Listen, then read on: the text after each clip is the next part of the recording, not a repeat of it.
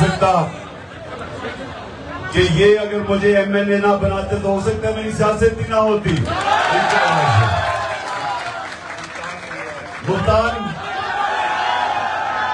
ملتان بھی ماشاءاللہ تحریک انصاف کا شہر ہے. یہ سارا کرک ہے. لکی مروت اس سے پیچھے ٹانگ ہے. ڈی آئی خان پیچھے. بنو کدھر؟ اچھا بنو اکاڑا. شاباش. بکر رکھے. شاباش. اور تو رہ تو نہیں پہ گیا. تلاگن. شاباش. بیٹھ جائیں آپ سارے پلیز.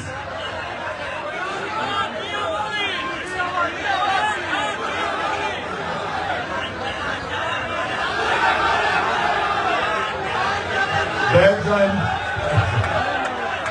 پلیز. سب سے پہلے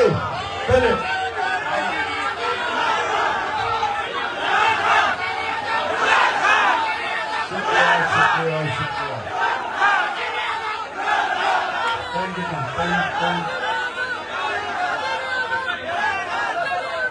14 منٹ ہے.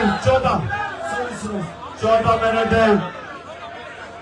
میں 12 منٹ آپ سے بات کروں گا اور اس کے بعد 2 منٹ اللہ سے ہم دعا کریں گے کیونکہ قبولیت روزے سے پہلے دعا کی سب سے زیادہ ہے.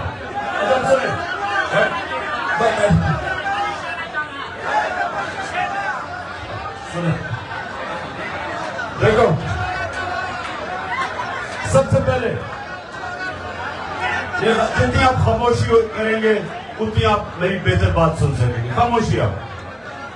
اب میں اس طرح کہ یہ جو میں آپ کو باتیں کرنے لگا ہوں یہ میری زندگی کا تجربے کی باتیں ہیں.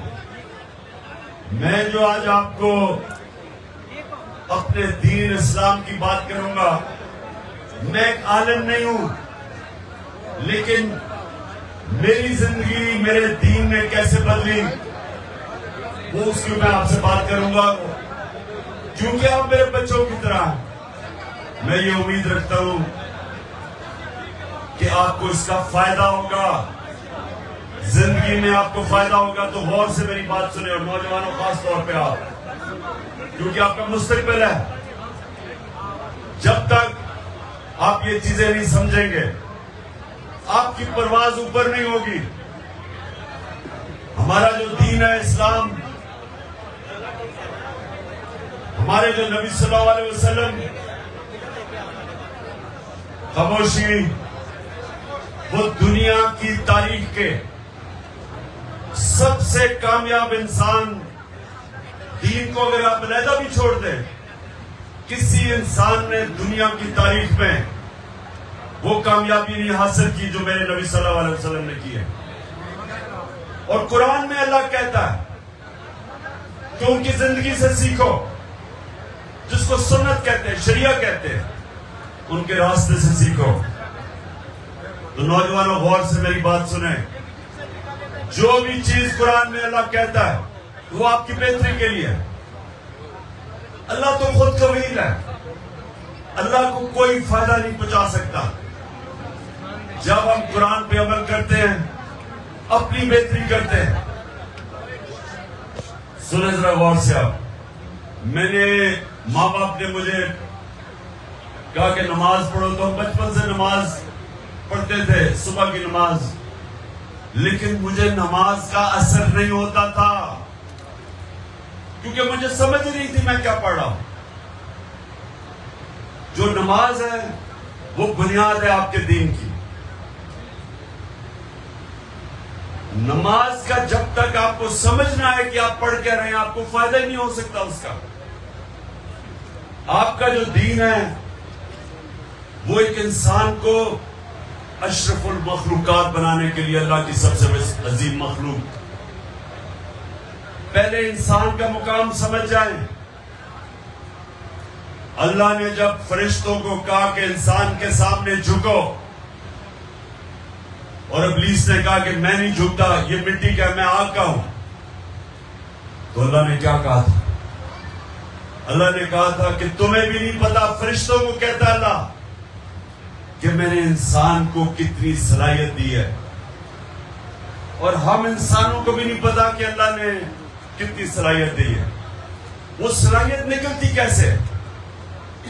انسان اللہ کی سب سے بڑی مخلوق بنتا کیسے؟ جب وہ نماز کو سمجھتا ہے، جو 5 وقت آپ کو اللہ کہتا ہے پڑھو۔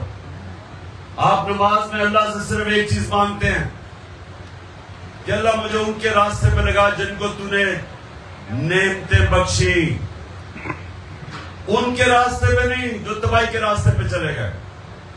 یہ سمجھ رہے ہیں آپ نے؟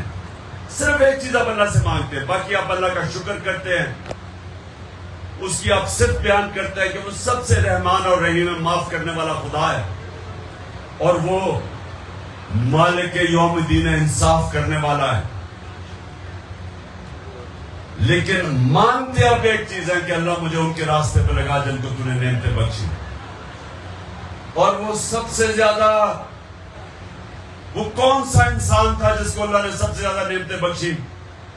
کون تھا وہ؟ محمد مصطفیٰ صلی اللہ علیہ وسلم، جس کو واحد انسان قرآن میں اللہ اپنا حبیب کہتا ہے، جس سے اللہ پیار کرتا تھا۔ جس سے اللہ پیار کرے اس کو کیا چیز کی ضرورت ہے؟ وہ سب سے عظیم انسان بن جاتا ہے۔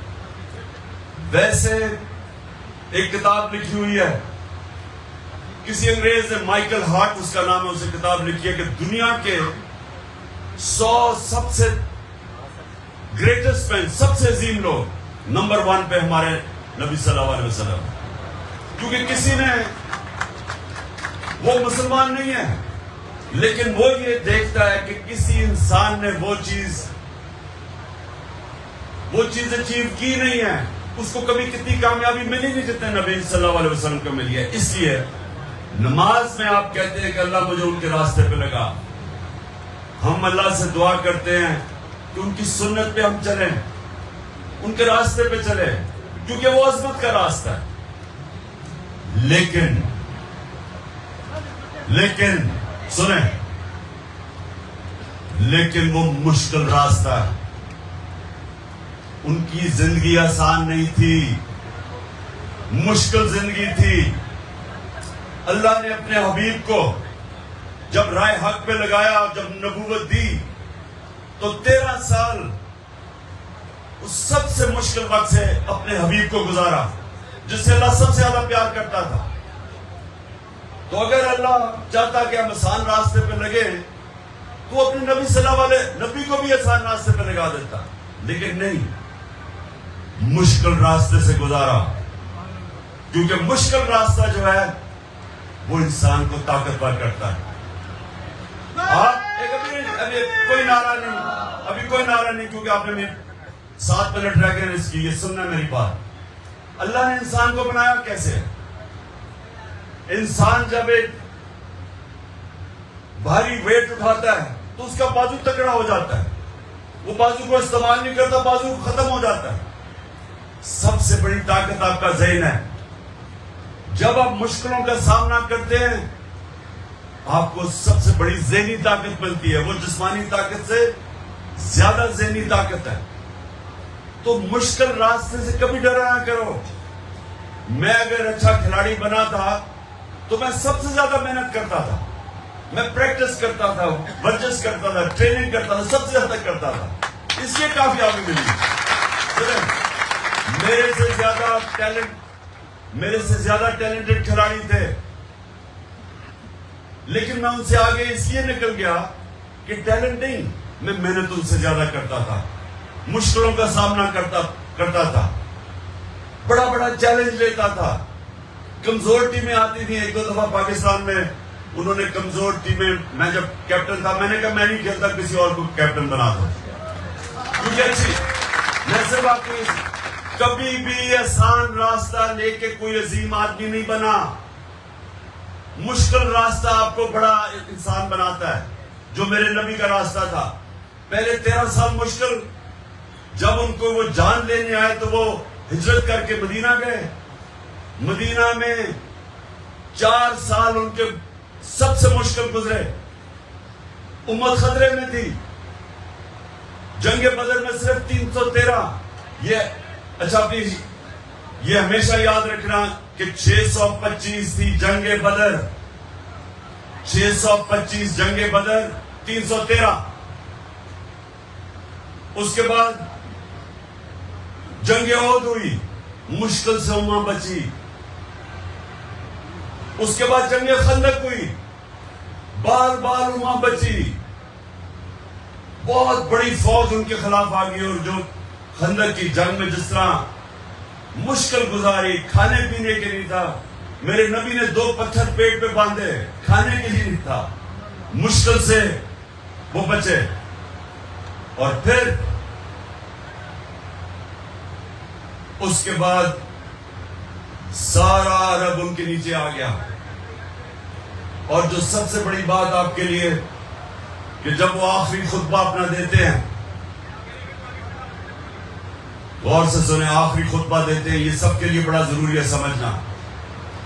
تو جب وہ آخری اپنا جملہ کہتے ہیں کہ 1 لاکھ کا مجمع تھا کہ مجھے یہ بتاؤ، اللہ کے سامنے گواہی دو کہ میں نے دیانتداری سے اللہ کا پیغام پہنچایا آپ کی طرف.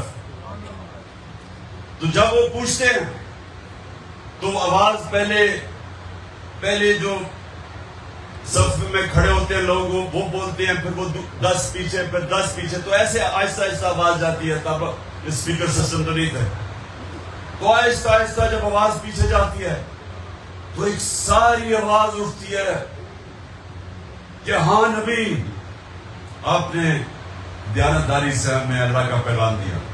اور پھر وہی لاکھ لوگ رونے کی آواز آنی شروع ہو جاتی ہے. کیوں لوگ رونا شروع ہو جاتے ہیں؟ کیونکہ ان کو ایک دم وہ سمجھتے ہیں کہ یہ جب اپنا وہ ایک پیغام دینے آئے تھے، وہ ذات کے لیے نہیں آئے تھے. جب سارا عرب بھی ان کے نیچے ہو، ان کی سب سے بڑی پاور سارے عرب میں نبی صلی اللہ علیہ وسلم تھے، لیکن محل نہیں بنائے، اسی مسجد نبی میں رہے، رہن سہن نہیں بدلا، کیونکہ وہ اللہ کا پیغام دینے آئے تھے. وہ اپنی ذات کے لیے نہیں آئے تھے. ان کی مشن بہت بڑی تھی، انسانیت کے لیے تھی. اور وہ جو آپ نے سمجھنا ہے کہ دیکھیں، ایک تو ان کا راستہ وہ ہے جو آپ جو اس راستے پہ چلے گا آپ کی عظمت کا راستہ. مشکل راستہ ہے لیکن آپ کو وہ باقی انسانوں سے اوپر لے جائے گا. ان کا جو کردار تھا وہ 2 چیزوں کے اوپر بیس تھا، صادق اور امین. اب سب کو میں کہتا ہوں، اگر آپ نے زندگی میں اپنی عزت کروانی ہے اور غیرت سے زندگی گزارنی ہے، غیرت کی زندگی کے لیے 2 صفتیں آپ کو چاہیے، صادق اور امین، سچا اور انصاف کرنے والا. آپ اپنے گاؤں میں چلے جائیں، گاؤں میں آپ کے لوگ اس کی عزت کریں گے جو سچا ہوگا اور جو امانتدار ہوگا. آپ کے گاؤں میں لوگ اپنے مسئلے کے حل کروانے جائیں گے اس کے پاس.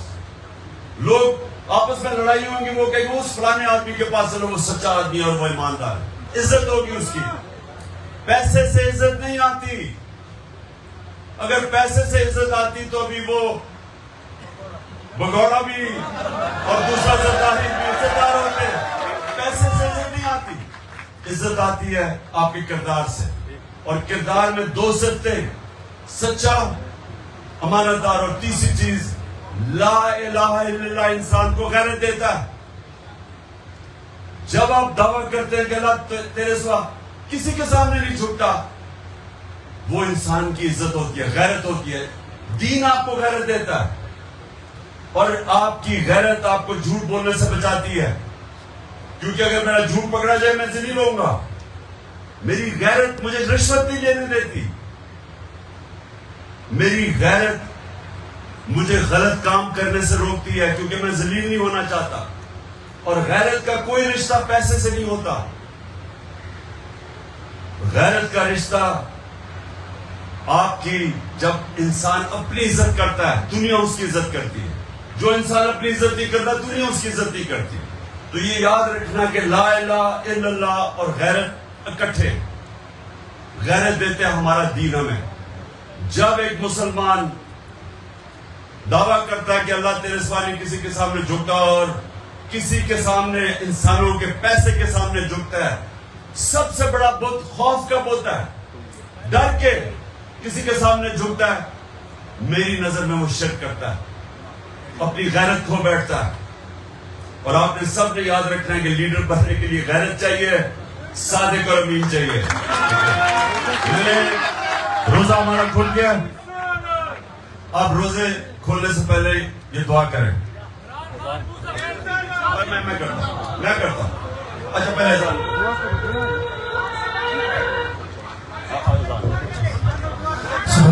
بسم اللہ الرحمن الرحیم. دعا کرو, سارے دعا کرو کہ پہلی دعا تو یہ ہے کہ اللہ ہمیں غیرت مند مسلمان بنا. دوسری میں اپنے وہ اب میں یہ ٹائیگرز کے لیے دعا کروا رہا ہوں جو میرے نوجوان ہیں, آپ کیونکہ آپ سب نے لیڈر بننا ہے.